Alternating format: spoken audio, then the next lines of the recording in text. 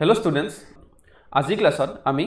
তোমালোকৰ যেটো revision chapter সেই ৰিভিজন চেপ্টাৰটোৰ আমি অনুপাত আৰু সমানুপাতৰ কেইটামান গুৰুত্বপূৰ্ণ প্ৰশ্ন আমি কৰিম ঠিক আছে এই প্ৰশ্নকেইটা তোমালোকৰ এমসিকিউ প্ৰশ্ন হ'ব আৰু এই প্ৰশ্নকেইটা তোমালোকৰ পৰীক্ষাত অহাৰো সম্ভাৱনা আছে গতিকে ভিডিওটো ভালদৰে শেষলৈকে চাবা এতিয়া চেপ্টাৰটো ষ্টাৰ্ট কৰাৰ আগতে তোমালোকক মই অকমান অনুপাত সমানুপাতৰ বিষয়ে মই কৈ দিম ঠিক আছে অনুপাত সমানুপাত চেপ্টাৰটো তোমালোকে আগতেও পাইছা ঠিক আছে সো অনুপাত মানে কি যিকোনো দুটা ৰাশি যদি মাজত আমি কিবা এটা সম্বন্ধ স্থাপন কৰিব লাগে সেই সম্বন্ধৰ এটা উপায় হৈছে কি অনুপাত ঠিক আছে ধৰা হল মই এটা যদি উদাহৰণ দিও ধৰা হল তোমাৰ তাত 10 টকা এটা আছে ঠিক আছে তোমাৰ তাত 10 টকা আছে আৰু তোমাৰ লগৰজনৰ তাত 20 টকা আছে এতিয়া তোমালোক দুজনৰ মাজত টকাৰ কিমান অনুপাত আছে হেতু যদি আমি উলিয়াব লাগে আমি কেনেকৈ লিখিম চোৱা 10 অনুপাত এটো হল অনুপাতৰ সিম্বল ঠিক আছে এটো হল অনুপাতৰ সিম্বলটো কেনেকুৱা দুটা ডট এনেটো এটা আৰু এটো এটা এনেকে সংখ্যা দুটাৰ মাজত আমি এনেকুৱাকে কি দিও দুটা এনেকুৱাকে ডট দি দিও ঠিক আছে এনেকুৱাকে আমি দুটা ডট দি দিও তো এতিয়া তাৰ মানে আমি যদি ইয়াতে তোমাৰ আৰু তোমাৰ লগৰজনৰ যেটো টকা আছে তোমাৰ তাত 10 টকা আছে আৰু তোমাৰ লগৰজনৰ তাত 20 টকা আছে হয়নে তো গটিকে আমি যদি হিয়ত দুটাৰ তোমালোক দুটাৰ মাজত থকা টকাৰ অনুপাতটো উলিয়াও তেতিয়া হলে 10 অনুপাত কি হ'ব ইয়াতে 20 হ'ব ঠিক আছে 10 অনুপাত ইয়াতে 20 হ'ব আৰু 10 অনুপাত 20 মানে কি অনুপাতৰ অৰ্থটো কি যে 10 হৰণ 20 ঠিক আছে যেটো সংখ্যা প্ৰথমত থাকে হেতু তুমি সদায় লবত লিখিব লাগিব হৰণ চিনটো আৰু যেটো সংখ্যা পিছত থাকে হেতু সংখ্যা তুমি সদায় হৰত লিখিব লাগিব আৰু যদি আমি কাটাকাটি কৰো 0 0 কাটাকাটি গল তো কিমান হল ইয়াতে এটো হল 1/2 ঠিক আছে তো গটিকে তোমাৰ আৰু তোমাৰ লগৰজনৰ মাজত থকা টকাৰ অনুপাত কিমান 1:2 তাৰ মানে 1:2 বুলি কও আমি ইংলিছত ঠিক আছে এখিনি কথা সকলোৱে জানা মই অকমান তোমালোকক ৰিভিজন দি দিছো এতিয়া অনুপাতৰ কিছুমান আমি জানিবলগীয়া কিছুমান গুৰুত্বপূৰ্ণ কথা হল কেনেকুৱা যে অনুপাত সদায় দুটা একে এককৰ মাজতহে আমি কি উলিয়াব পাৰো আমি অনুপাত উলিয়াব পাৰো তাৰ অৰ্থটো হল যে ধৰা হল তোমাৰ তাত 10 টকা আছে ঠিকে আছে আৰু তোমাৰ লগৰজনৰ তাত সাপোজ মই কলো যে 200 পইচা আছে ঠিক আছে টকাৰ মই কোৱা নাই 200 পইচা আছে এতিয়া ইয়াতে দুটা একক আহিল হয়নে এটা হল টকা আৰু এটা হল পইচা এতিয়া ইহত দুটাৰ মাজত যদি আমি অনুপাত উলিয়াব লাগে তেন্তে কিন্তু আমি ডাইৰেক্টলি অনুপাত উলিয়াব নোৱাৰো কিয় নোৱাৰো কাৰণ এই একক দুটা বেলেগ তুমি ইয়াতে কি কৰিব লাগিব হয় তুমি টকাটো পইচালৈকে চেঞ্জ কৰিব লাগিব ঠিক আছে পৰিৱৰ্তন কৰিব লাগিব আৰু নহলে তুমি এই পইচাটো টকালৈকে আমি পৰিৱৰ্তন কৰিব লাগিব ঠিক আছে যদি আমি 10 টকা পইচালৈকে পৰিৱৰ্তন কৰো কিমান হ'ব তেতিয়া হলে হেতু হ'ব 10 পূৰণ 100 হয়নে আমি কাৰণ 100 টকা 1 টকাত কিমান পইচা 100 পইচা হয়নে তো গটিকে 10 টকাত কিমান পইচা হ'ব 10 পূৰণ 100 তো গটিকে কিমান হ'ব 1000 পইচা ঠিক আছে 1000 পইচা এতিয়া তুমি 1000 পইচা আৰু 200 পইচাৰ মাজত তুমি অনুপাতটো উলিয়াব পাৰিবা হেতু হল কি 1000 অনুপাত কি হ'ব 200 ঠিক আছে 1000 অনুপাত 200 আৰু তাৰ অৰ্থটো কি তাৰ অৰ্থটো হল যে 1000 হৰণ 200 কাটাকাটি গল হয়নে আৰু 2 ৰে 10 কাটিলে 5 আৰু তলত কি থাকিল 1 তাৰ মানে ভগ্নাংশটো কি থাকিল তেতিয়া হলে 5 হৰণ 1 হয়নে তো 5 হৰণ 1 মানে কি 5 অনুপাত কি হ'ব 1 তো গটিকে তোমাৰ আৰু তোমাৰ লগৰটোৰ মাজত কিমান টকাৰ অনুপাত আছে 5 অনুপাত 1 টকাৰ 1 একৰ অনুপাত আছে ঠিক আছে এটো হল প্ৰথম কথা দ্বিতীয় কথাটো হল যে এই যে একক একে নাথাকা কথাটো কলো মই এই একক একে নাথাকাৰ কথাটো আৰু এটা তাতে অৰ্থ আছে ঠিক আছে সেই অৰ্থটো মই একেলগে বুজাই দিছো যে প্ৰথম কথা হল যে ইয়াতে আমি এটা চালু যে 20 টকা আৰু 200 পইচা হয়নে তো 20 টকা আৰু 200 পইচা যদিও একক দুটা একে নহয় তথাপিও টকা আৰু পইচা কি হয় একে সেম এককৰে বস্তু হয় হয়নে নাই যে আমি টকাক পইচালৈকে আমি চেঞ্জ কৰিব পাৰো বা পইচাক আমি টকালৈকে আমি চেঞ্জ কৰিব পাৰো ঠিক আছে এতিয়া ধৰা হল এনেকুৱা এটা তোমাক দুটা ৰাখি দিলে যে তোমাৰ ওজনৰ কথা কৈছো মই তোমাৰ ওজন ধৰা 50 কেজি ঠিক আছে তোমাৰ ওজন 50 কেজি আৰু ইপিনে তোমাৰ লগৰজনৰ মই উচ্চতাৰ কথা কলো তোমাৰ লগৰজনৰ উচ্চতা হল ধৰা হল মই কলো যে 5 ফুট ঠিক আছে 5 ফিট তাৰমানে 5 ফুট এতিয়া ইয়াতে যদি আমি চাও ইয়াতে দুটা একক দুটা আছে কি এটা আছে কেজি এটা আছে কি এটা আছে ফিট হয়নে এই কেজিটো কিহৰ একক সেইটো হ'ল ভৰৰ একক হয় না নাই আৰু ফিটটো কিহৰ একক হ'ব সেইটো হ'ল উচ্চতা বা দীঘল কিমান দূৰত্ব বা কিমান দীঘল তাৰ একক তো গতিকে এই ভৰৰ একক আৰু উচ্চতাৰ বা দীঘল কিমান দীঘল বা কিমান দূৰত্বৰ এককৰ মাজত কোনো ধৰণৰ কি নাই সম্বন্ধ নাই তো সম্বন্ধ নাথাকাৰ কাৰণে আমি ইহঁতৰ মাজত কেতিয়াও কি কৰিব নোৱাৰো অনুপাত উলিয়াব নোৱাৰো ঠিক আছে হেতু সদায় মনত ৰাখিবা যে একক দুটাৰ মাজত যদি একো সম্বন্ধ স্থাপন কৰিব নোৱাৰা তেন্তে তুমি তাতে তুমি কি কৰিব নোৱাৰা অনুপাত তুমি উলিয়াব নোৱাৰা ঠিক আছে হেতু হ'ল প্ৰথম কথা দ্বিতীয় কথাটো হ'ল অনুপাত যেতিয়া উলিয়াবা অনুপাতত কেতিয়াও কি নাথাকে একক নাথাকে কিয় নাথাকে যেনেকৈ ইয়াতে 20 টকা আৰু 10 টকা মই ইয়াতে কি কৰিলো ইয়াতে 20 টকা আৰু 10 টকা মই ইয়াতে অনুপাত উলিয়াইছিলো হয়নে এতিয়া এই 20 আৰু 10 ৰ যেতিয়া মই অনুপাত উলিয়াইছিলো 10 টকা আৰু 20 টকা 20 টকা আৰু 10 টকা নহয় 10 টকা আৰু 20 টকাৰ যেতিয়া অনুপাত উলিয়াইছিলো তেতিয়া মই ইয়াতে কি লিখিছিলো 10 হৰণ 20 হয়নে তাৰ মানে 10 হৰণ 20 মানে কি 10 টকা হয়নে 10 টকা হৰণ কি হ'ব 20 টকা হ'ব তো সেই টকা ইয়াতে কি হৈ যায় কেনসেল হৈ যায় বুজি পাইছানে সেই কাৰণে কোৱা হয় যে অনুপাতত কেতিয়াও কি নাথাকে কেতিয়াও একো একক নাথাকে ঠিক আছে এইটো হ'ল অনুপাতৰ কথা নেক্সট টাইম সমানুপাত এতিয়া সমানুপাত মানে আমি কি বুজো সমানুপাত মানে চোৱা তোমালোকে সমানুপাত মানে হ'ল যে ধৰা হ'ল 4টা ৰাখি ঠিক আছে ধৰা হ'ল 4টা ৰাখি সমানুপাত সদায় আমি কি বুজাও সমানুপাত সদায় আমি দুটা অনুপাত সমান হয়নে নাই হেতু আমি বুজাও সমানুপাতেৰে ঠিক আছে সমানুপাতৰ অৰ্থটো কি সমান অনুপাত ঠিক আছে না বুজি পাইছা তাতে সেই শব্দটোতে গম পাই যে সমান অনুপাতক আমি কি বুলি কওঁ আমি সমানুপাত বুলি কওঁ হয়নে তো গতিকে সমান অনুপাত বা সমানুপাতৰ কথা ক'বলৈ গ'লে আমাক দুটা অনুপাত লাগিব আৰু দুটা অনুপাত লাগিলে আমাক এটা অনুপাতত কেইটা ৰাখি থাকে দুটা ৰাখি থাকে তো দুটা অনুপাতত কেইটা ৰাখি থাকিব 4টা ৰাখি থাকিব হয়নে তো গতিকে এতিয়া সমানুপাত বুলি ক'লে কি বুজো আমি সমানুপাত মানে হৈছে কি ধৰা হ'ল 4টা ৰাখি ঠিক আছে এই 4টা ৰাখিক মই কি বুলি ক'লো এটাক মই a বুলি ক'লো এটাক b বুলি ক'লো এটাক c বুলি ক'লো এটাক d বুলি ক'লো ঠিক আছে মই সংখ্যাৰে ইয়াতে বুজাই দিয়া নাই সংখ্যাৰে মই পিছত বুজাই দিম আগতে আমি এনেকুৱাকে কেইটামান লেটাৰ লৈ ললো a b c ধৰা হ'ল এইকেইটা সংখ্যা বুলিয়ে তুমি ভাবি লোৱা ঠিক আছে তো এতিয়া চোৱা এই a b c d এই ৰাখি 4টা যদি সমানুপাতত থাকিব লাগে তেন্তে কি হ'ব লাগিব যে a আৰু b ৰ যিটো অনুপাত a আৰু b ৰ যিটো অনুপাত সেই অনুপাতটো কাৰ সমান হ'ব লাগিব c আৰু d ৰ অনুপাতৰ সমান হ'ব লাগিব তেতিয়াহে আমি সেই 4টা ৰাখি সমানুপাতত থকা বুলি কওঁ ঠিক আছে বা আমি এনেকেও লিখিব পাৰো যে সদায় a by b a is to b মানে কি বা a অনুপাত b মানে কি a by b হ'ব হয়নে হেতু আমি জানো তো গতিকে a by b equal to কি হ'ব লাগিব c by d হ'ব লাগিব তেতিয়াহে আমি সেই ৰাখি 4টা সমানুপাতত থকা বুলি কওঁ এতিয়া যদি মই এটা উদাহৰণ লওঁ ঠিক আছে ধৰা হ'ল মই উদাহৰণ এটা ললো 10 20 তাৰপিছত 30 আৰু 60 এই 4টা সংখ্যা লৈছো মই ঠিক আছে এটা প্ৰথম সংখ্যা দুটাৰ মাজত মই অনুপাত যদি উলিয়াও কিমান হ'ব 10 হৰণ 20 হয়নে কাটাকাটি গলে কিমান থাকিব 1/2 তো 1/2 মানে 1/2 মানে হ'ব 1:2 হয়নে ঠিক তেনেকে 30 আৰু 60 ৰ মাজত যদি আমি অনুপাতটো উলিয়াও তেন্তে এইটো 0 0 কাটা গ'ল 3 ৰে 6 কাটা গ'লে 2 আৰু ওপৰত থাকিল 1 তো ইয়াতেও আমি কিমান পালো 1/2 হয়নে 1/2 পালো তো 1/2 মানে আমি কি লিখিব পাৰো অনুপাতত 1:2 বা 1 অনুপাত 2 তো গতিকে আমি সেই অনুপাত দুটা একে পালো নে নাই আলটিমেটলি হয় নাই যদিও সংখ্যা কেইটা বেলেগ আছিল কিন্তু সেই প্ৰথম সংখ্যা দুটাৰ মাজৰ যিটো অনুপাত সেই অনুপাতটো আমি কি পালো প্ৰথম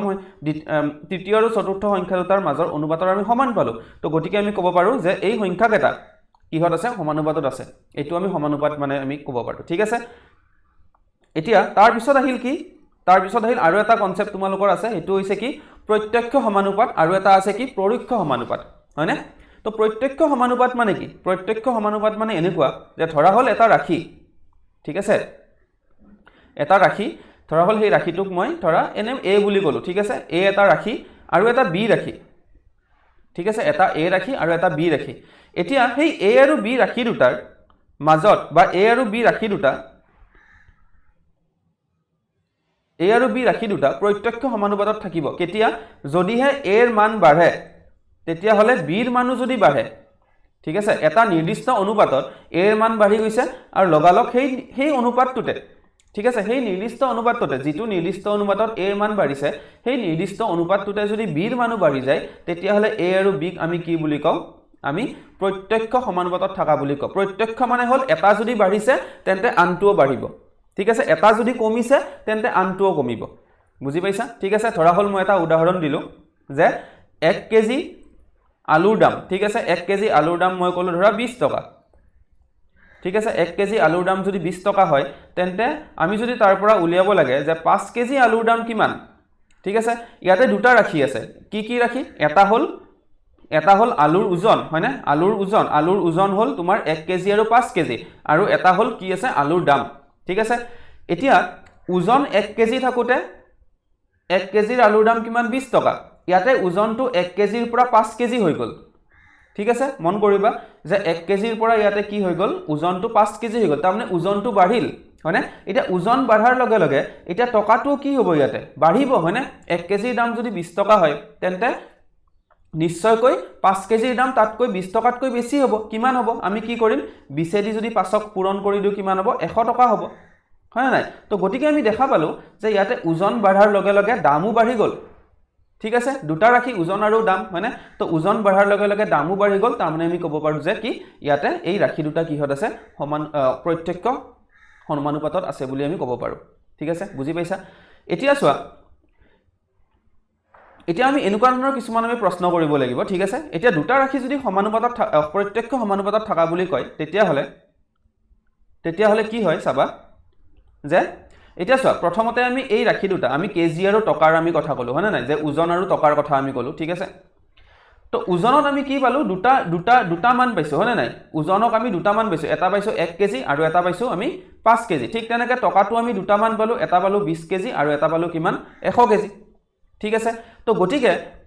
ৰাখি দুটাৰ পৰা আমি দুটা মান পাও ঠিক আছে ধৰা হল a এটা ৰাখি বা আমি a এটা ৰাখি বুলি কলো আৰু এটা b ৰাখি ঠিক আছে a আৰু b ৰাখিটো কিহত আছে প্ৰত্যক্ষ সমানুপাতত আছে ঠিক আছে a আৰু b ৰাখিটো প্ৰত্যক্ষ সমানুপাতত আছে এতিয়া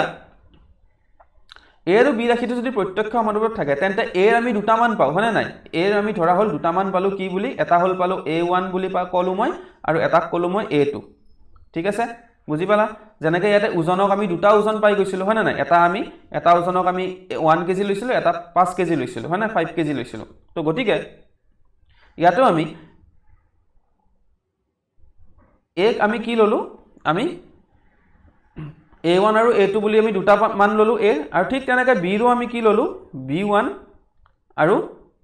b2 বুলি আমি দুটা মান ললো ঠিক আছে এতিয়া যদি a আৰু b প্ৰত্যক্ষ সমানুপাতত থাকিব লাগে তেন্তে তাৰ মাজৰ সম্বন্ধটো কি হয় সম্বন্ধটো হল এনেকুৱা যে a1 by a2 ঠিক আছে ভালকে লিখি দিছো চাবা যে a1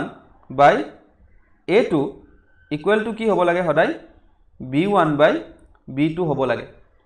ঠিক আছে সদায় মনত ৰাখিবা বা এনেকৈ আমি ক'ব পাৰো যে যদি আমি এটা বজ্ৰপূৰণ কৰো ঠিক আছে বজ্ৰপূৰণ কৰিলে কি হ'ব যে a1 into b2 equal to কি হ'ব পাৰে a2 into b1 ঠিক আছে কেতিয়াবা সম্বন্ধটো তোমালোকক এনেকুৱাকেও দিয়া থাকিব বা কেতিয়াবা তোমালোকক এনেকুৱাকেও দিয়া থাকিব বুজি পাইছা ন বা কেতিয়াবা a1 a2 বা b1 b2 ৰ ঠাইত তোমালোকক x1 x2 y1 y2 হেনেকেও দিয়া থাকিব পাৰে যিকোনো তাতে চলক থাকিব পাৰে ঠিক আছে তো গতিকে এই দুটা সম্বন্ধই তোমালোকে মনত ৰাখিবা যাতে তোমালোকৰ একো প্ৰবলেম নহয় বুজি পাইছা তাৰ পিছত আহিল পৰোক্ষ সমানুপাত হয় নাই পৰোক্ষ সমানুপাতটো আমি একেলগে শিকিলো ঠিক আছে মই এখিনি মুছি দিছো এটা প্ৰত্যক্ষ সমানুপাত মানে আমি গম পালো হয় না ঠিক আছে যে এটা ৰাখি যদি বাঢ়ে তেতিয়ালে আনটো ৰাখিও বাঢ়িব আৰু যদি দুটা ৰাখি প্ৰত্যক্ষ সমানুপাতত থাকে তেন্তে আমি তাৰ পৰা সূত্ৰটো আমি কি জানো যে a1 by a2 equal to b1 by b2 হয় ঠিক আছে আৰু এটা সমানুপাত আছে কি পৰোক্ষ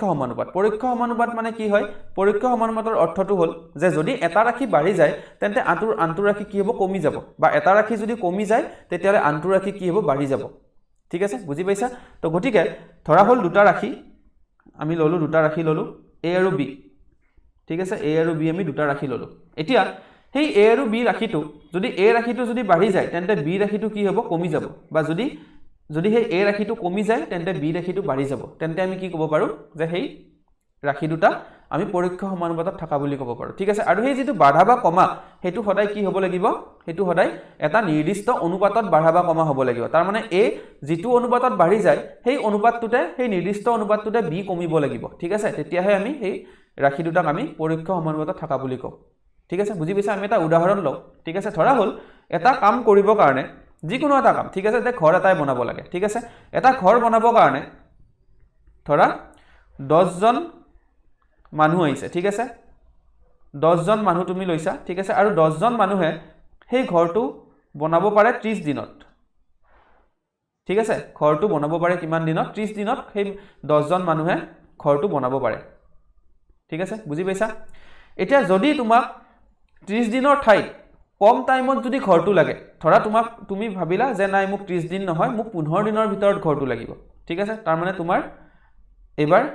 কিমান দিন লাগিব তোমাক 15 দিনৰ ভিতৰত তোমাক ঘৰটো লাগিব এতিয়া যদি তোমাক 15 দিনৰ ভিতৰত ঘৰটো লাগে তেন্তে এই 10 জন মানুহে যি কেজন মানুহক 30 দিন লাগে সময় সেই একে মানুহে 15 দিনত ঘৰটো বনাব পাৰিবনে নোৱাৰে কেতিয়াও হয়নে তো গতিকে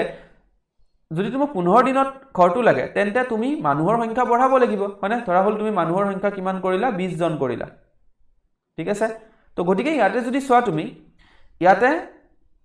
প্ৰথমতে 10 জন মানুহে 30 দিনত কামটো কৰিব পাৰে ঠিক আছে ঘৰ বনোৱা কামটো কৰিব পাৰে এতিয়া যদি তোমাৰ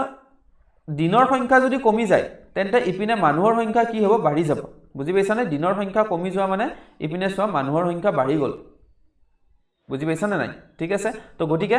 ইয়াতে এইটো আমি ক'ব পাৰো এইটো এই ৰাখি দুটা পৰীক্ষা সমানুপাতত থকা বুলি কয় বুজি পাইছানে কাৰণ ইয়াতে মানুহৰ সংখ্যা বাঢ়ি যোৱাৰ লগে লগে দিনৰ সংখ্যা কমি গৈছে বা দিনৰ সংখ্যা কমি যোৱাৰ লগে লগে মানুহৰ সংখ্যা বাঢ়ি গৈছে বা তাৰ উল্টাটো হ'ব পাৰে ঠিক আছে তো এতিয়া যেনেকৈ প্ৰত্যক্ষ সমানুপাতৰ আমি এটা সূত্ৰ পাইছিলোঁ পৰোক্ষ সমানুপাতৰো আমি সূত্ৰ এটা পাওঁ যে ধৰা হ'ল a আৰু b পৰোক্ষ সমানুপাতত আছে ঠিক আছে তো গতিকে a ৰ আমি দুটা মান ললোঁ a1 আৰু a2 আৰু ইপিনে আমি b আমি দুটা মান ললোঁ b1 আৰু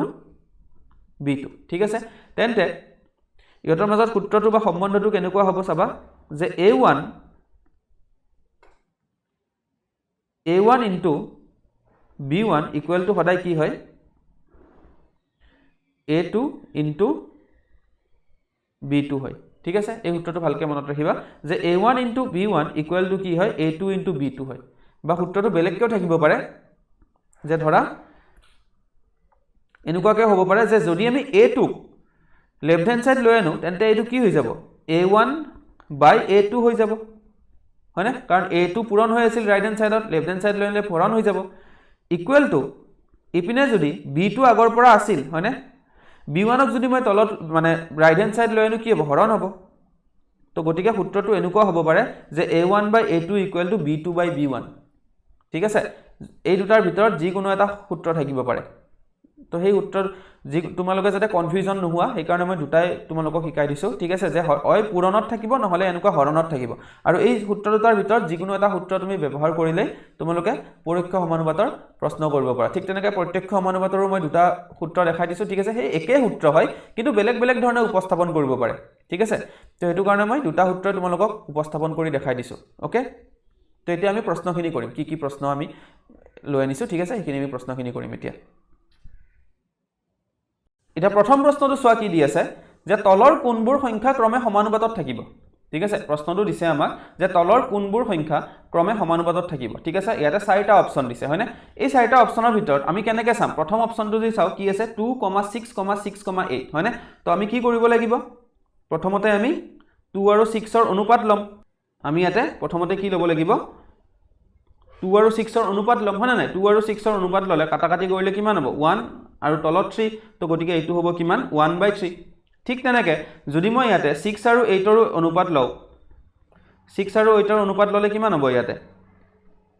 6/8 তা কাটাকাটি কৰিলে কিমান হ'ব 2 ৰে কৰিলে 3 আৰু ইপিনে 2 ৰে 8ক কৰিলে 4 আৰু তো কাটাকাটি না যায় তো গতিকে এইটো কি হ'ব 3/4 হ'ব তো এই অনুপাত দুটা একে হল জানো এটা পালো আমি 1/3 এটা পালো আমি 3/4 একেটো হোৱা নাই তো গতিকে এটো প্ৰথমটো নহয় মানে দ্বিতীয়টো যদি চোৱা দ্বিতীয়টো কি দিয়া আছে দ্বিতীয়টো দিয়া আছে 10 20 30 আৰু 60 হয়নে তো ইয়াতে যদি আমি 10 আৰু 20 যদি আমি অনুপাত লও 0 0 কাটা গল কিমান হল এটো হৈ গল 1/2 আৰু ইয়াতে 30 আৰু 60 যদি আমি অনুপাত লও কাটাকাটি কৰিলো 0 0 3 ৰে 6ক কাটিলে 2 আৰু ওপৰত কৰিলো 1 তো গতিকে এইটো হল 1/2 তো ইয়াতে চোৱা অনুপাত দুটা সমান হৈ গল হয়নে তো অনুপাত দুটা সমান হোৱা মানে ইয়াতে ৰাইট অপচনটো কি হ'ব তেতিয়া হলে অপচন বি হ'ব বুজি পাইছানে ঠিক আছে তো তোমালোকে এনেকৈ চাব লাগিব মই থাৰ্ড অপশ্যনটো এবাৰ তোমালোকক কৈ দিছোঁ থাৰ্ড অপশ্যনটো তোমালোকৰ বহুতৰে কনফিউজন লাগে যে p, pq, p²q, q² তোমালোকে কাটাকাটি কৰিব টান পোৱা ঠিক আছে মই সেইটো এবাৰ দেখাই দিছোঁ তোমালোকক ওকে কিন্তু মই অকণমান সৰু কৰি দিছোঁ আগতে চি অপশ্যনটো চাবা ঠিক আছে প্ৰথমতে আমি কি ল'ম p আৰু pq ৰ অনুপাত ল'ম হয়নে নাই তো p আৰু pq ৰ অনুপাত ল'লোঁ p কাটা গ'ল থাকিল কি তেতিয়াহ'লে 1/q থাকি গ'ল হয়নে নাই তাৰপিছত কি আছে নেক্সটটোত p²q by কি আছে q² আছে হ'ল এতিয়া ইয়াতে ওপৰত q আছে হয়নে p² * q আছে আৰু তলত কি আছে q² আছে ইয়াতে ওপৰত এটা q আৰু তলত কেইটা q পূৰণ হৈ আছে দুটা q তো ইয়াৰে এটা q এই qটো আৰু ইয়াৰে q² ৰ এটা q কাটা যাব হয়নে তো q² ৰ এটা q যদি কাটা যায় আমি গোটেই q²টোক এনেকৈ কাটি দিব একচুৱেলি নোৱাৰো ঠিক আছে এইটো ভুল আমি কি কৰিব লাগে আমি এই তাৰে 2টোক কাটি দিম ঠিক আছে 2টোক কাটি দিলে কি হৈ যাব চাবা ইয়াতে কি থাকি যাব তেতিয়াহ'লে p² থাকি যাব ওপৰত কাৰণ qটো কাটি গ'ল হয়নে আৰু তলত q² ৰ এটা q কাটা গ'ল তাৰমানে এটা q থাকি গ'ল তো হয়নে তো গতিকে কি থাকি গ'ল p²/q বুজি পাইছা তো গতিকে ইয়াতে ওপৰত থাকিল 1/q আৰু তলত থাকিল কি p²/q এই অনুপাত দুটা সমান নে নহয় গতিকে থাৰ্ড অপশ্যনটো ভুল বুজি পাইছা ঠিক তেনেকৈ ফৰ্থ অপশ্যনটো ভুলে হ'ব যেহেতু আমি সেকেন্ড অপশ্যনটো আমি ইতিমধ্যে শুদ্ধ পায়ে গৈছো বুজি পাইছা সকলোৱে তো গতিকে তো ৰাইট অপশ্যনটো কি হ'ব তেতিয়াহ'লে ৰাইট অপশ্যনটো হ'ব অপশ্যন বি হয়নে ৰাইট অপশ্যনটো হ'ব ইয়াতে অপশ্যন বি ঠিক আছে বুজি পাইছা নেক্সট কোৱেশ্চনটো চাওঁ আমি নেক্সটটো কি দিছে চোৱা তলৰ কোনকেইটা সংখ্যা ক্ৰমিক সমানুপাতত আছে বুলি কৈছে ঠিক আছে এটা ক্ৰমিক সমানুপাত মানে কি এটো আমি বুজিব লাগিব ঠিক আছে ক্ৰমিক সমানুপাত মানে হৈছে ক্ৰমিক সমানুপাত সদায় তিনিটা সংখ্যা হয় ঠিক আছে মই অকমান তোমালোকক প্ৰথমতে বুজাই দিছো ওকে ক্ৰমিক সমানুপাত বুলি ক'লে আমি কি বুজো যে ধৰা হল তিনিটা সংখ্যা ধৰা যে a b আৰু c ঠিক আছে তিনিটা সংখ্যা a b আৰু c আছে এতিয়া এই তিনিটা সংখ্যা যদি ক্ৰমিক সমানুপাতত থাকে তেন্তে কি হ'ব লাগিব চাবা যে a/b ঠিক আছে a আৰু b ৰ অনুপাতটো কাৰ লগত সমান হ'ব লাগিব b আৰু c ৰ অনুপাতৰ লগত সমান হ'ব লাগিব ঠিক আছে তাৰমানে b এটা দুবাৰ আহিছে চোৱা বুজি পাইছানে তে b এবাৰ a/b b টো এবাৰ আগত এবাৰ হৰত আহিছে আৰু তাৰ পিছত সমান চিন দি আকৌ b/c হৈছে তাৰমানে b টো এবাৰ ক'ত আহিল লগত আহিল তাৰমানে মাজত যেটো সংখ্যা থাকিব তিনিটা সংখ্যাৰ মাজত যেটো মাজত সংখ্যা থাকিব সেই মাজত থকা সংখ্যাটো সদায় দুবাৰ আহিব এবাৰ প্ৰথমতে হৰত আহিব আৰু তাৰ পিছত এবাৰ লগত আহিব বুজি পাইছা তো যদি সেই তিনিটা সংখ্যা বা সেই তিনিটা ৰাশিয়ে যদি এই সম্বন্ধটো যদি মানি চলে a/b = b/c বুলি যদি মানি চলে তেন্তে আমি কি ক'ব পাৰো আমি সেই ৰাশি তিনিটা ক্ৰমিক সমানুপাতত থকা বুলি আমি ক'ব পাৰো ঠিক আছে বুজি পাইছা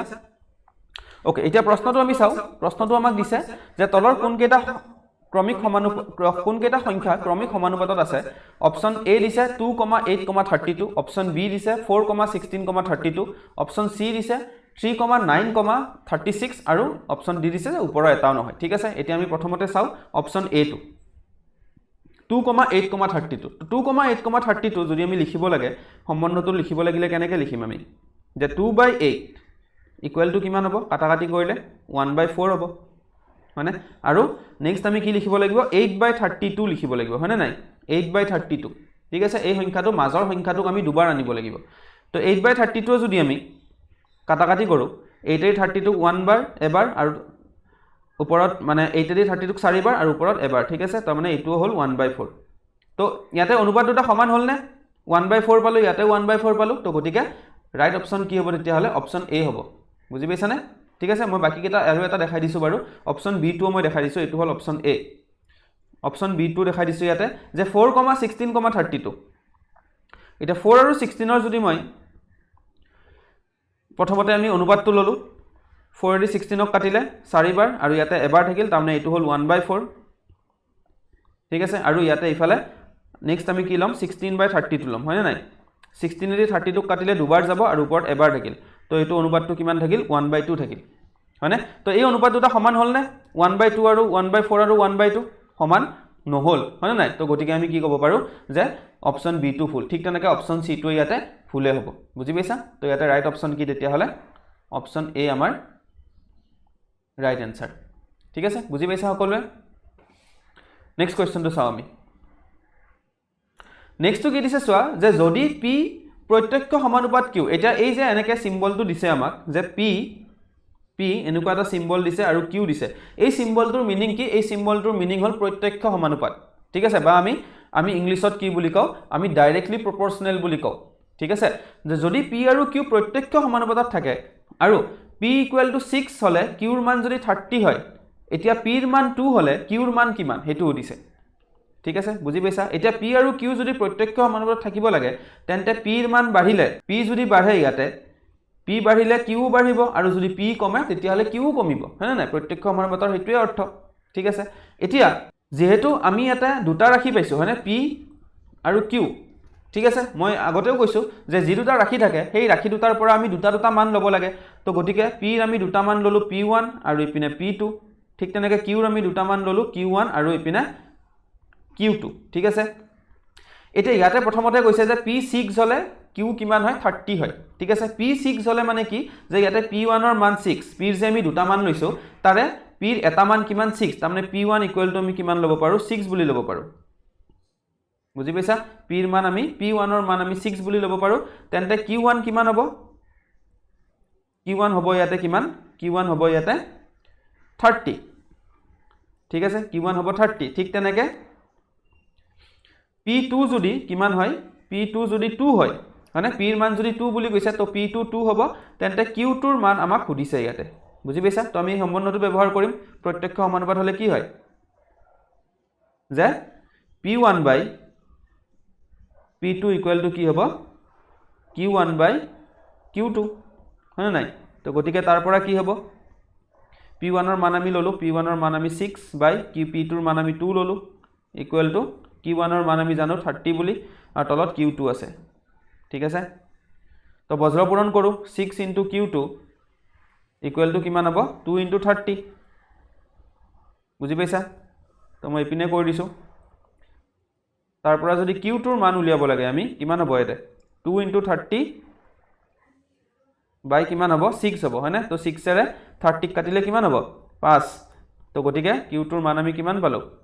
2 * 5 2 * 5 মানে কিমান 10 হয়নে তো মানে p2 ৰ মান মানে p ৰ মান 2 হলে q ৰ মান কিমান হ'ব 10 হ'ব বুজি পালা ঠিক আছে তো গটিকে ইয়াতে आंसर হ'ব অপচন সি ৰাইট आंसर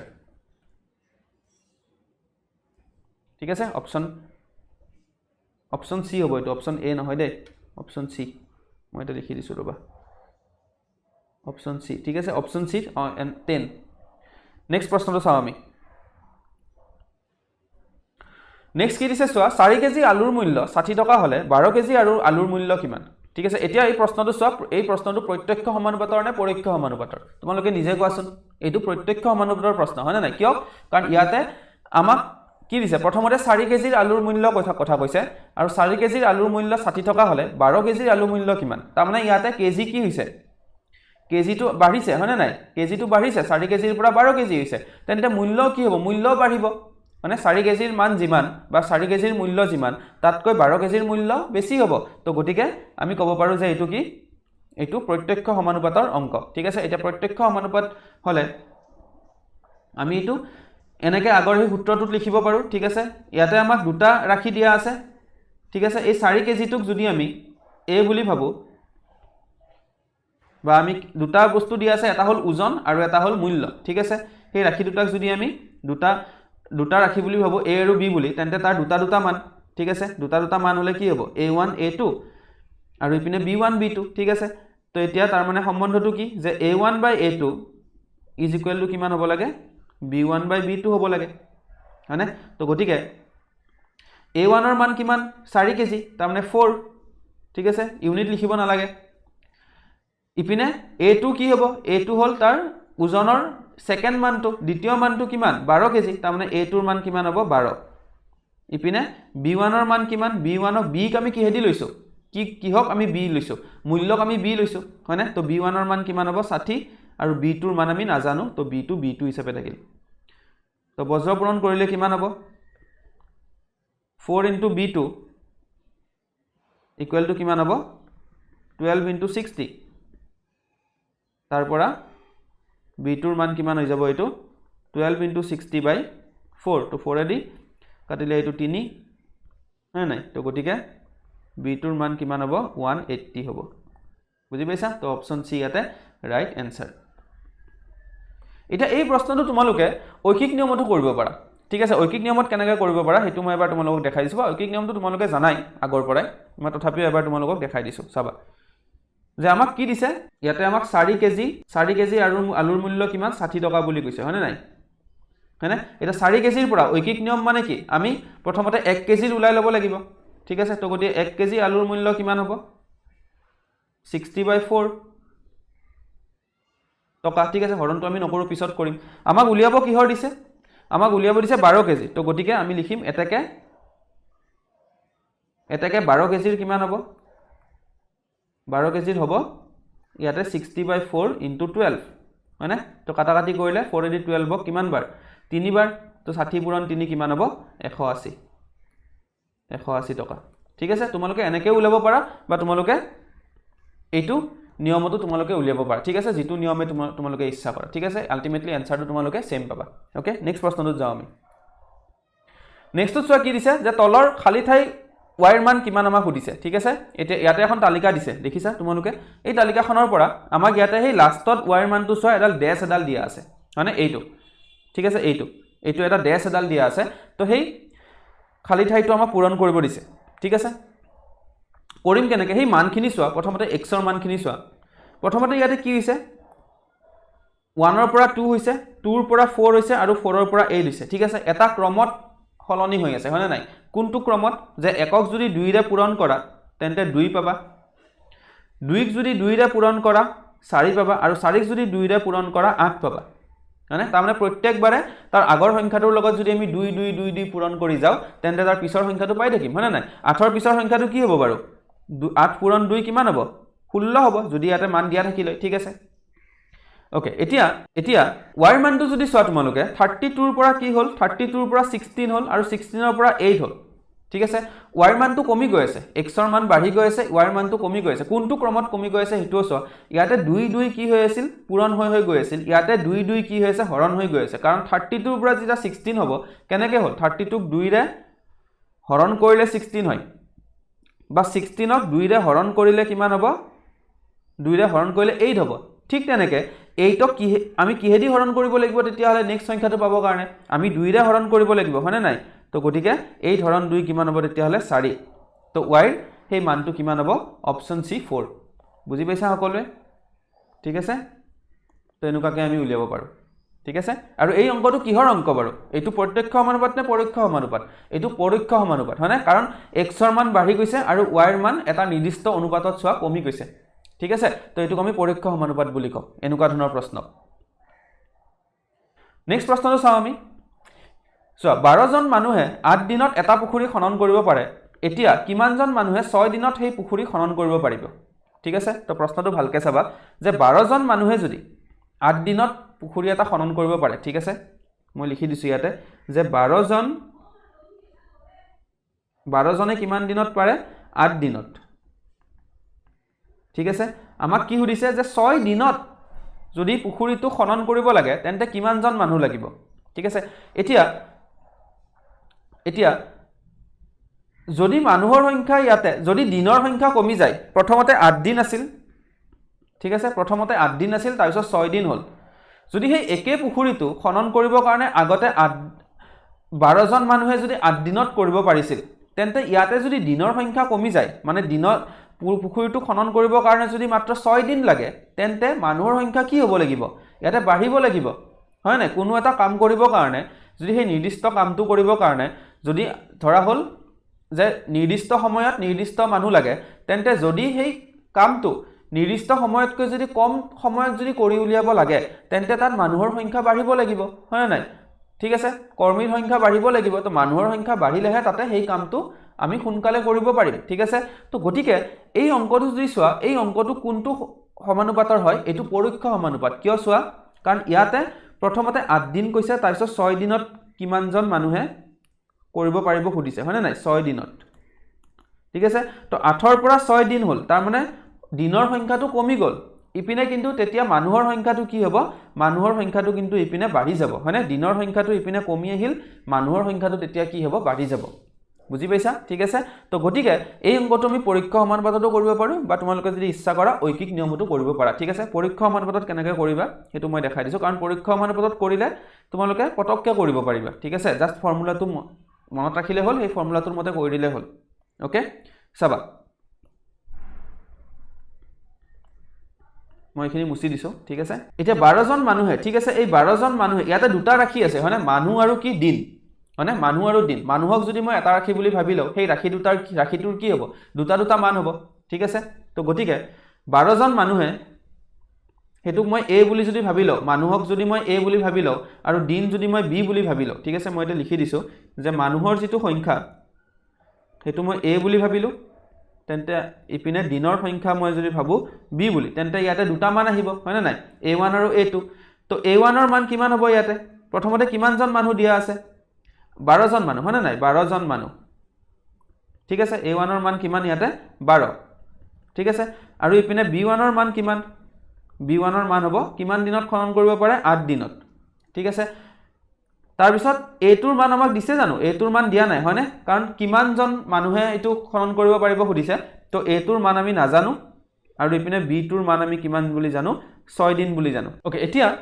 আমি পৰীক্ষা সমানুপাতৰ সূত্ৰটো জানো হয়নে সূত্ৰটো কি আছিল সূত্ৰটো আছিল এনেকুৱা যে a1 into b1 equal to কি হয় a2 into b2 ঠিক আছে তো গটিকে a1 আৰু b1 ৰ মান পাতি দিও a1 ৰ মান কিমান a1 ৰ মান 12 আৰু b1 ৰ মান কিমান 8 তো গটিকে এটো হ'ব 12 পূৰণ 8 equal to a2 ৰ মান আমি নাজানো আৰু b2 ৰ মান কিমান 6 তাৰ পৰা 6 যদি আমি লেফট হ্যান্ড সাইড লৈ যাও কি হ'ব হৰণ হ'ব তাৰমানে এটো হৈ যাব 12 পূৰণ 8 হৰণ 6 equal to a2 কাটাকাটি কৰোচোন 6 দি 12 কাটিলে 2 বাৰ 2 8 গুণ কিমান 16 তাৰমানে তাৰ পৰা আমি a2 ৰ মান কিমান পালো 16 পালো মানে তো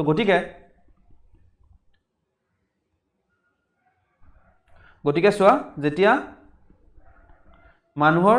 দিনৰ সংখ্যা যেতিয়া কমি গল তেতিয়া মানুহৰ সংখ্যা চোৱা আগতকৈ বাঢ়ি গল নে আগত 12 জন লাগা আছিল মানুহ এতিয়া কি হল এতিয়া 16 জন লাগা হল ঠিক আছে বুজি পাইছা সকলোৱে নেক্সট প্ৰশ্নটো আমি চাও 5 জন মানুহে এটা কাম 20 দিনত কৰিব পাৰে সেই কামটো এদিনত কৰিবলৈ প্ৰয়োজন হোৱা মানুহৰ সংখ্যা কিমান এটো একে সংখ্যা একে প্ৰশ্ন ঠিক আছে 5 জন মানুহে এটা কাম 20 দিনত কৰিব পাৰে যদি সেই কামটো এদিনত কৰিব লাগে 5 দিনৰ ঠাইত যদি এদিনত কৰিব লাগে তেন্তে কি হ'ব তেন্তে মানুহৰ সংখ্যা ইয়াটো বাঢ়িব লাগিব মানে দিনৰ সংখ্যা কমা মানে সেই কামটো কৰিবৰ কাৰণে দিনৰ সংখ্যা যদি কমি যায় তেন্তে মানুহৰ সংখ্যা তাত বাঢ়িব লাগিব ঠিক আছে তো গটিকে এটো পৰীক্ষা সমানুপাতৰ অংক হয় তো ইয়াটো আমি চাব পাৰো যে মানুহক আমি যদি a বুলি ভাবো তেন্তে a1 ৰ মান কিমান 5 আৰু ইপিনে যদি দিনক যদি আমি b বুলি ভাবো তেন্তে b1 ৰ মান কিমান b1 ৰ মান হল 20 হয়নে ঠিক তেনেকে a2 ৰ মান আমি নাজানো কাৰণ আমাক দিয়া নাই উলিয়াব দিছে ঠিক আছে উলিয়াব দিছে আৰু b2 ৰ মান আমি কিমান বুলি জানো হেতু আমি জানো 1 বুলি এদিনত হল এতিয়া আমি পৰীক্ষা সমানুপাতৰ যেটো সূত্ৰ হেতু সূত্ৰ আমি প্ৰয়োগ কৰো যে a1 into b1 equal to কি হয় a2 into b2 হয় না নাই ঠিক আছে তো a1 মানে কিমান 5 তো 5 into b1 কিমান 20 equal to a2 আমি নাজানো into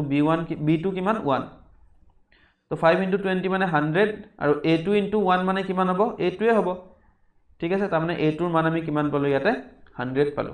হয়নে তাৰ মানে অপচন কিমান ইয়াতে অপচন বি শুদ্ধ উত্তৰ বুজি পাইছা অপচন বি ইয়াতে শুদ্ধ উত্তৰ ঠিক আছে বুজি পাইছা সকলোৱে নেক্সটটো চাও আমি নেক্সটটো কি দিছে চোৱা এটা বৃত্তৰ কালি হৈছে পাই r স্কয়াৰ যদি r ৰ মান দুগুণ হয় তেন্তে কালিৰ মান কিমান হ'ব সুধিছে ঠিক আছে এটা বৃত্তৰ কালি আমাক কি কৈছে পাই r স্কয়াৰ বুলি কৈছে চাবা এই প্ৰশ্নটো ভালকে চাবা যে বৃত্তৰ কালি আমাক কিমান বুলি কৈছে পাই r স্কয়াৰ ঠিক আছে হল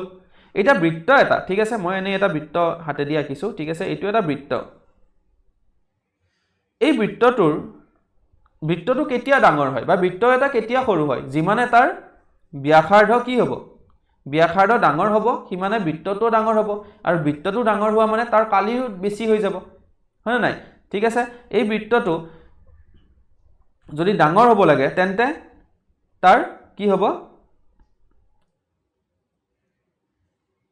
সেই বৃত্তটোৰ এনেকৈ যদি ডাঙৰ হ'ব লাগে বৃত্তটো তেন্তে কি হ'ব তেন্তে তাৰ ব্যাসাৰ্ধটোও কি হ'ব ডাঙৰ হ'ব হয়নে ব্যাসাৰ্ধ ডাঙৰ হ'ব আৰু লগতে যদি বৃত্তটো সৰু হৈ যায় তেন্তে কি হ'ব ব্যাসাৰ্ধ তাৰ সৰু হৈ যাব তেতিয়াহে বৃত্তটো সৰু হ'ব আৰু ডাঙৰ বৃত্তটো ডাঙৰ বা সৰু হোৱা মানে তাৰ কালিও কি হ'ব বেছি বা কম হ'ব ঠিক আছে তো গতিকে আমি তাৰ পৰা কি বুজিব পাৰো যে ব্যাসাৰ্ধৰ মান যিমানে হয় তাৰ ওপৰত কি হয় যে বৃত্তটোৰ ডাঙৰ বা সৰুটো কাৰ ওপৰত নিৰ্ভৰ কৰে তাৰ ব্যাসাৰ্ধৰ ওপৰত নিৰ্ভৰ কৰে বা বৃত্তটোৰ যিটো কালি সেই কালিটো কাৰ ওপৰত নিৰ্ভৰ কৰিব তাৰ সেই বৃত্তটোৰ ব্যাসাৰ্ধৰ ওপৰত নিৰ্ভৰ কৰিব আৰু কেনেদৰে নিৰ্ভৰ কৰে এটো হল প্ৰত্যক্ষভাৱে নিৰ্ভৰ কৰে হয় না নাই কেনেকৈ নিৰ্ভৰ কৰে প্ৰত্যক্ষভাৱে কিয় কাৰণ ব্যাসাৰ্ধৰ মান বাঢ়াৰ লগে লগে বৃত্তৰ কালিও বাঢ়ি যায় আৰু ব্যাসাৰ্ধৰ মান কমাৰ লগে লগে বৃত্তৰ কি হয় কালিও কমি যায় হয় না নাই ঠিক আছে বুজি পাইছা এতিয়া আমাক ইয়াতে সুধিছে যে যদিহে বৃত্তটোৰ কালি πr² যদি r ৰ মান দুগুণ হয় ঠিক আছে মানে r আগতে যিমান আছিল এইবাৰ দুগুণ হল তাৰে তো এইবাৰ কালি তেতিয়া হলে কি হ'ব কালিৰ মান কি হ'ব কালিৰ মান কি হ'ব মানে যে কালিটো কিমান বাঢ়িব ঠিক আছে দুগুণ বাঢ়িব নে 4 গুণ বাঢ়িব নে 8 গুণ বাঢ়িব নে 10 গুণ বাঢ়িব ইয়াতে অপচন 4টা দিছে ঠিক আছে তো অংকটো কেনেকৈ কৰিম আমি চাবা নেক্সট প্ৰশ্নটো চাও আমি নেক্সট প্ৰশ্নটো কি দিছে চাবা এটা সমানুপাতিকৰ প্ৰথম তৃতীয় আৰু চতুৰ্থ ৰাশি ক্ৰমে হৈছে ক্ৰমে 12 36 আৰু 54 তেন্তে দ্বিতীয় ৰাশিটো কি হ'ব সুধিছে ঠিক আছে তো এই প্ৰশ্নটো ভালকৈ চাবা এতিয়া যদি আমি জানো যে সমানুপাত হ'ব লাগিলে আমাক 4টা ৰাশি লাগে হয় না প্ৰথম ৰাশি দুটাৰ অনুপাত আৰু দ্বিতীয় আৰু মানে প্ৰথম আৰু দ্বিতীয় ৰাশিটোৰ অনুপাত আৰু তৃতীয় আৰু চতুৰ্থ ৰাশিটোৰ যদি অনুপাত সমান হয় তেন্তে আমি কি ক'ব পাৰো সেই ৰাশি 4টা সমানুপাতত থকা বুলি আমি ক'ব পাৰো ঠিক আছে তো আমাক কৈ দিছে যে এই ৰাশি কেইটা সমানুপাতত আছে তাৰে আমাক কি কৈছে প্ৰথম তৃতীয় আৰু চতুৰ্থ ৰাশিটোৰ মান আমাক দিছে আমাক কোনটোৰ মান দিয়া নাই দ্বিতীয় ৰাশিটো আমাক দিয়া নাই ঠিক আছে তো দ্বিতীয় ৰাশিটোৰ মানটো আমাক কিমান হ'ব সুধিছে তো ধৰা হল আমি সেই ৰাশি 4টা আমি a b c d বুলি লও ঠিক আছে তো প্ৰথম ৰাশিটোক আমি a বুলি ললো তো প্ৰথম ৰাশিটো আমাক a ৰ মান কিমান দিয়া আছে 12 দিয়া আছে b ৰাশিটো আমাক দিয়া নাই হেতু আমাক উলিয়াব দিছে দ্বিতীয় ৰাশিটো তৃতীয় ৰাশি c কিমান হ'ব 36 হ'ব আৰু চতুৰ্থ ৰাশি d বুলি আমি লৈছো হেতু কিমান 54 ঠিক আছে তো এতিয়া সমানুপাতত যদি হ'ব লাগে তেন্তে কি হ'ব লাগিব যে a by b equal to কি হ'ব c by d হ'ব লাগিব মানে হেতু আমি জানো তাৰ পৰা a ৰ মান আমি লিখি দিলো 12 বুলি b ৰ মান আমি নাজানো c ৰ মান আমি জানো 36 আৰু d ৰ মান কিমান 54 ঠিক আছে তো এতিয়া যদি আমি বজ্ৰ পূৰণ কৰো তেন্তে কিমান হ'ব 36 b ইকুৱেল টু কিমান হ'ব 12 into 54 হ'ব ঠিক আছে বুজি পাইছা তাৰ পৰা b ৰ মান কিমান হ'ব তেতিয়া হলে 12 into 54 by 36 এটা 12 ৰে 37 ক কাটিলে 3 বাৰ আকৌ 3 ৰে যদি 54 কাটো 3 1 গুণ 3 আৰু ইপিনে 3 8 গুণ 24 মানে 18 তাৰ মানে ইয়াতে মই লিখি দিছো যে b ৰ মান কিমান তেতিয়া হলে 18 হ'ব বুজি পালা সকলোৱে তো ইয়াতে ৰাইট অপচন কি হ'ব অপচন বি হ'ব আমাৰ ৰাইট আনসাৰ ঠিক আছে নেক্সট প্ৰশ্নটো আমি চাও নেক্সটটো কি দিছে যে যদি 3a equal to 9b equal to 6c হয় তেন্তে a is to b is to c ৰ মান কিমান হ'ব সুধিছে এই প্ৰশ্নটো বহুত গুৰুত্বপূৰ্ণ প্ৰশ্ন তো ভালকৈ চাবা ঠিক আছে আমাক ইয়াতে কি বুলি দিছে যে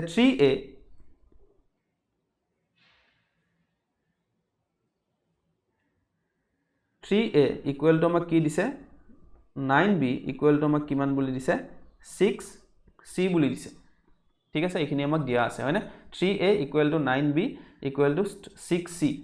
এটা তাৰ পৰা আমি যদি প্ৰথমতে উলিয়াই লও এইখিনি 3a equal to 9b বুলি আমি লব পাৰো ঠিক আছে তো প্ৰথমতে আমি কি লিখিলো যে 3a equal to আমি ললো 9b ওকে ৰবা b2 ক্যাপিটাল দিছে মই b2 ক্যাপিটাল দি দিলো ঠিক আছে b তাৰ পৰা আমি যদি b যদি আমি লেফট হ্যান্ড সাইড লৈ আনো কি হ'ব হৰণ হ'ব হনে 9 b2 9 ৰ লগত পূৰণ হৈ আছিল তো গতিকে ইয়াতে মই a ৰাখি দিলো b2 কি হ'ব তলত আহিব ইপিনে 3 যদি মই ৰাইট হ্যান্ড সাইড লৈ যাও কি হ'ব হৰণ হ'ব তো 9/3 হল কাটা কাটি কৰিলে কিমান হ'ব 3 ইপিনে 1 তো তো গতিকে a by b ৰেচিঅ আমি কিমান পালো 3/1 পালো হল বুজি পালো নেক্সট আমি কি লম 9b = 6c লব পাৰো ঠিক আছে 9b = 6c যেহেতু গতিকেটা সমান হৈ আছে গতিকে তাৰ পৰা আমি যিকোনো দুটা ৰাখি এনেকে আমি লৈ তাক ইকুৱেল কৰি দিব পাৰো ঠিক আছে মই এটা ভালকে লিখি দিছো ৰবা 9b ওকে এবাৰ আমি কি ললো যে 9b = কিমান 6c তাৰ পৰা এবাৰো আমি কি কৰিব পাৰো 6 যদি আমি লেফট হ্যান্ড সাইড লৈ আনো এটো হৈ যাব b/c আৰু 9 ক যদি মই রাইট হ্যান্ড সাইড লৈ যাও এটো হ'ব 6/9 কাটাকাটি কৰিলে কিমান হ'ব 3 ৰে কাটিলে 2 হ'ব এপিনে থাকিল 3 তো গতিকে আমি b/c ৰেচিঅটো আমি কিমান পালো অনুপাতটো আমি পালো 2/3 ঠিক আছে হল এতিয়া আমাক সুধিছে যে a:b:c ৰ মান কিমান ঠিক আছে এতিয়া কথাটো হল যে ইয়াতে আমি a/b = 3/1 পালো আৰু ইপিনে b/c = 2/3 পালো ঠিক আছে কিন্তু ইয়াতে প্ৰবলেমটো হল যে b ৰ ইয়াতে মান এবাৰ 1 দেখাইছে এবাৰ ইয়াতে b ৰ মান 2 কিন্তু b ইয়াতে এটাই b হল এটাই ৰাখি b দুটা দুটা আছে জানো ইয়াতে নাই তো b ৰ মানটো কেতিয়া দুটা হ'ব নোৱাৰে ইয়াতে b = 1 হয় না a/b যদি 3:1 হয় বা 3/1 হয় তেন্তে b = আমি 1 লব পাৰো তো এবাৰ হল ইয়াতে b = 1 আৰু ইপিনে এই অনুপাতটোত যদি সোৱা b = 2 হল তো এটা প্ৰথমতে আমি b ৰ মানটো আমি সমান কৰিব লাগিব সমান কৰাৰ কাৰণে কি কৰিম আমি এই 1 আৰু 2 ৰ আমি লসাগু লম বুজি পাইছানে আমি কি লম আমি 1 আৰু 2 ৰ ইয়াতে লসাগু লম ঠিক আছে 1 আৰু 2 ৰ লসাগু লম 1 আৰু 2 ৰ লসাগু ললে কিমান হ'ব 2 এ হ'ব তো 2 যদি হয় তেন্তে আমি এনিহাউ b ৰ মানক ঠিক আছে b ৰ যেটো মান হেতু আমি 2 কৰিব চাম ঠিক আছে 2 কেনেকৈ কৰিম প্ৰথমতে মই নেক্সট পেজত লিখি দিছো যে a/b আমাৰ কিমান আছিল a/b আছিল আমাৰ 3/1 হয়নে এটা যদি মই b 2 কৰিব লাগে তেন্তে 1 ৰ লগত কি পূৰণ দিব লাগিব 2 পূৰণ দিব লাগিব ঠিক আছে 1 ৰ লগত 2 পূৰণ দিব লাগিব তো 1 ৰ লগত 2 পূৰণ দিয়া মানে 3 লগতো আমি 2 পূৰণ দিব লাগিব হয়নে নাই ওপৰত তলত আমি যেটো সংখ্যাৰে পূৰণ দিও ওপৰটো দিব লাগে হেতু আমি সকলোৱে জানো তো ইকুৱেল টু কিমান হল তেতিয়া হলে a/b ৰ মান 6/2 আৰু ইপিনে আগৰ পৰাই কি আছিল b/c ৰ মান কিমান আছিল 2/3 আছিল হয়নে তো ইয়াতেটো b ৰ মান আগৰ পৰাই 2 আছে ইয়াতটো একো আমি পূৰণ দিব নালাগে মানে কাৰণ আমাক 2 এ কৰিব লাগে হয়নে নাই লসাগু আমি 2 পাইছো তো গতিকে ইয়াৰ পৰা যদি আমি a:b:c ৰ অনুপাতটো আমি চাও তেন্তে কি হ'ব চাবা a:b:c অনুপাতটো কিমান হ'ব a ৰ মান কিমান হ'ব তেতিয়া হলে মই a/b এতে লিখি দিছো a ৰ মান হ'ব 6 তো a ৰ ঠাইত আমি লিখিম কি 6 লিখি দিম ঠিক আছে b ৰ মান কিমান হ'ব ইয়াতেও b ৰ মান 2 আৰু ইয়াতেও b ৰ মান 2 তাৰ মানে b ঠাইত আমি কি লিখি দিম ইছটো আমি লিখি দিম 2 আৰু ইপিনে c ৰ মান কিমান হ'ব c ৰ মান হ'ব 3 ঠিক আছে c ৰ মান হ'ব 3 তাৰ মানে a:b:c = কিমান হল 6:2:3 হল ঠিক আছে বুজি পাইছা তো এনেকুৱাকৈ এই প্ৰশ্নটো কৰিব লাগিব ইয়াতে মান বেলেগ বেলেগ দিয়া থাকিব পাৰে কিন্তু প্ৰশ্নটো কৰাৰ ধৰণ এনেকুৱাই হ'ব ঠিক আছে তো এটা ৰাইট অপচন কি হ'ব তেতিয়া হলে 6:2:3 ঠিক আছে এইটোৱে অপচন বি ইয়াতে শুদ্ধ উত্তৰ নেক্সট প্ৰশ্নটো চোৱা তোমালোকে নেক্সট প্ৰশ্নটো কি দিয়া আছে যদি a:b = 3:5 আৰু b:c = 2:1 হয় তেন্তে a:c কিমান হ'ব ঠিক আছে প্ৰশ্নটো কি দিয়া আছে ভালকে চাবা যে যদি a:b ক আমি a/b বুলিও লিখিব পাৰো মানে নাই কথাটো একে তাৰমানে a/b = আমাক দিয়া আছে 3/5 হল আৰু ইপিনে কিমান দিয়া আছে আমাক b/c আমাক কিমান দিয়া আছে 2/1 দিয়া আছে হয়নে তো আমাক সুধিছে কি তাৰ পৰা আমাক সুধিছে তাৰ পৰা যে a:c ৰ মান কিমান হ'ব ঠিক আছে তো a:c ৰ মান উলিয়াব আমি কেনেকৈ পাৰিম আমি প্ৰথমতে কি কৰিব লাগিব আমি প্ৰথমতে এই b ৰ মানক সমান কৰিব লাগিব বুজি পাইছানে ইয়াতে যদি চোৱা b = ইয়াতে 5 হ'ব আৰু ইপিনে b = 2 আছে প্ৰথমতে তুমি b ৰ মানক সমান কৰা তাৰ কাৰণে 5 আৰু 2 ৰ আমি কি লম লসাগু লম 5 আৰু 2 ৰ লসাগু কিমান হ'ব 10 হ'ব ঠিক আছে কাৰণ দুটাই মৌলিক সংখ্যা হোৱা মানে সেই সংখ্যা দুটাৰ আমি লসাগু কেনেকৈ ল'ব লাগে সংখ্যা দুটা পূৰণ কৰি দিলে হৈ গ'ল ঠিক আছে তো 2 আৰু 5 ৰ লসাগু হ'ব 10 তো গতিকে a/b ক যদি আমি চাও তেন্তে b ক যদি আমি 10 কৰিব লাগে তে 5 ৰ লগত আমি কি পূৰণ দিম 2 পূৰণ দিম আৰু তেন্তে 3 লগতো আমি কি পূৰণ দিব লাগিব 2 পূৰণ দিব লাগিব তেন্তে এটো হৈ গ'ল কিমান 6/10 ঠিক তেনেকৈ ইয়াতে বিৰ মান 2 আছে তো 2ক যদি 10 কৰিব লাগে তেন্তে আমি কিহেদি পূৰণ দিব লাগিব 2 * 5 পূৰণ দিব লাগিব আৰু ঠিক তেনেকৈ 1 ৰ লগতো এটা 5 পূৰণ দিম তো এইটো হৈ গ'ল কিমান 10/5 ঠিক আছে এইটো হৈ গ'ল আমাৰ a/b ঠিক আছে আৰু এইটো হৈ গ'ল আমাৰ কিমান এইটো হৈ গ'ল আমাৰ b/c ঠিক আছে এইটো হৈ গ'ল আমাৰ b/c হল এতিয়া বিৰ মান যেহেতু সমান পালো তেতিয়া হলে a ৰ লগত কি আছে a ৰ মান কি 6 আৰু c ৰ মান কিমান 5 হয়নে তো গতিকে তাৰ পৰা আমি লিখি দিব পাৰো a * c = কিমান হ'ব তোমাৰ ডাইৰেক্টলি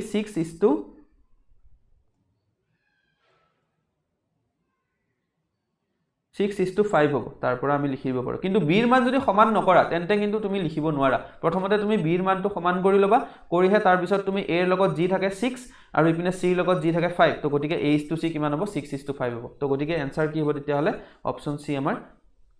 শুদ্ধ উত্তৰ ঠিক আছে বুজি পালো আমি সো এইকেইটাই আছিল আজিৰ প্ৰশ্ন ঠিক আছে আমি মুঠ 11টা প্ৰশ্ন আমি কৰিলো ঠিক আছে তোমালোকে ভিডিওটো চাবা আৰু বহুত গুৰুত্বপূৰ্ণ প্ৰশ্ন কিছুমান আমি কৰিছো আৰু একে প্ৰশ্ন নহয় গতিকেটা তোমালোকে যদি মন কৰিছা প্ৰত্যেকটো প্ৰশ্ন ইয়াতে মই বেলেগ বেলেগ ধৰণৰ প্ৰশ্ন লৈ আনিছো ঠিক আছে তো গতিকে তাৰ তুমি ইয়াৰে এটা প্ৰশ্ন কৰা মানে ইয়াৰ লগত সেই প্ৰশ্নটোৰ লগত জড়িত বেলেগ বেলেগ প্ৰশ্ন কৰিব পাৰিবা ঠিক আছে তো গতিকে ভিডিওটো সকলোৱে চাবা থ্যাংক ইউ